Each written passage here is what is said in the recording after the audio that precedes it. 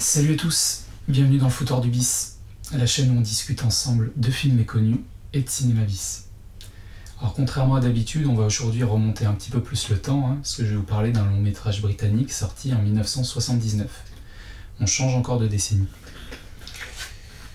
Dominique, les yeux de l'épouvante, réalisé par Michael Anderson pour 1,2 million de dollars. Alors le metteur en scène n'en est pas à son premier coup d'essai, puisqu'avant cela il a déjà adapté 2 romans bien célèbres dans les années 50, comme Le Tour du monde en 80 jours ou 1984. Niveau casting, bon, au premier coup d'œil, on s'imagine mal se retrouver face à de grands acteurs hollywoodiens, mais surprise, parce que l'acteur principal Cliff Robertson a tout de même joué l'oncle Ben Parker dans la trilogie Spider-Man de Sam Raimi. Donc on va essayer de prendre tout ça sans trop de condescendance et avec un petit peu de sérieux. Donc je vous lis le synopsis et on en parle après. À peine remise d'une grave chute, Dominique Ballard, femme d'un riche homme d'affaires, commence à être victime d'étranges et angoissantes visions. Un cadavre pendu dans la serre, des objets qui disparaissent, est-ce le témoin d'événements surnaturels ou simplement en train de perdre la tête? Alors je vais même aller un poil plus loin que ça, et c'est pas un spoiler parce que ça arrive au tout début, je vous assure. Je vais juste essayer de vous le vendre un peu mieux. Cette fameuse Dominique Ballard va mourir et l'histoire va tourner autour de son mari David qui va à son tour être témoin d'événements, mais en lien avec sa femme cette fois. Et il va essayer de comprendre de quoi il s'agit et même d'enquêter sur la mort de son épouse.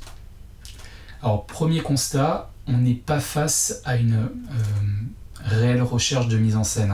Michael Anderson, il se contente du strict minimum et enchaîne les champs contre champs, les plans larges et hop, on passe à la scène suivante. Du moins, c'est l'impression que nous donnent les premières minutes du film. La majeure partie du temps, on est plus sur du téléfilm que réellement du cinéma. Sauf que arrivent les scènes de nuit dans la maison. Et là, j'avoue que la magie opère, grâce à un choix très original de lumière, de couleurs, qui sont dispatchées un peu partout. Une porte semi-ouverte qui laisse échapper un faisceau rouge, par exemple. Alors, le rendu n'a rien de naturel, il s'agit sans doute de spots tout simples avec des gélatines bleues, rouges, vertes, mais qui donnent un onirisme et un côté gothique très intéressant à cette œuvre.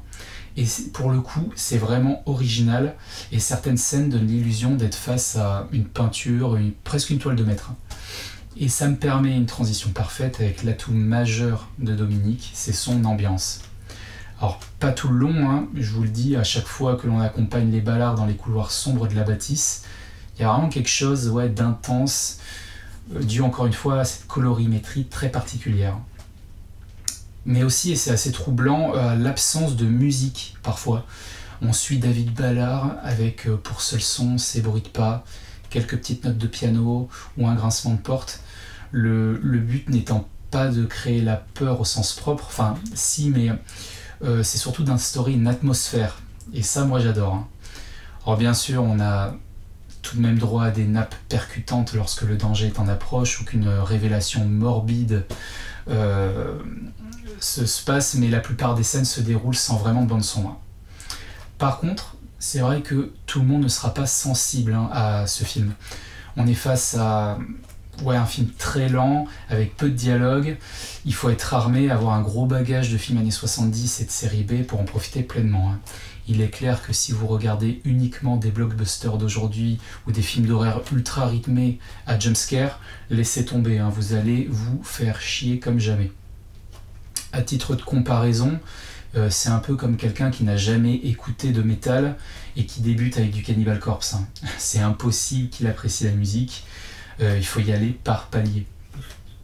Donc un film d'initié, enfin en tout cas c'est comme ça moi que je le vois, parce que ce serait dommage de se limiter à dire que Dominique est un film chiant. Moi je le pense pas du tout justement, j'ai apprécié le regarder et je vais même aller plus loin, je le reverrai avec plaisir.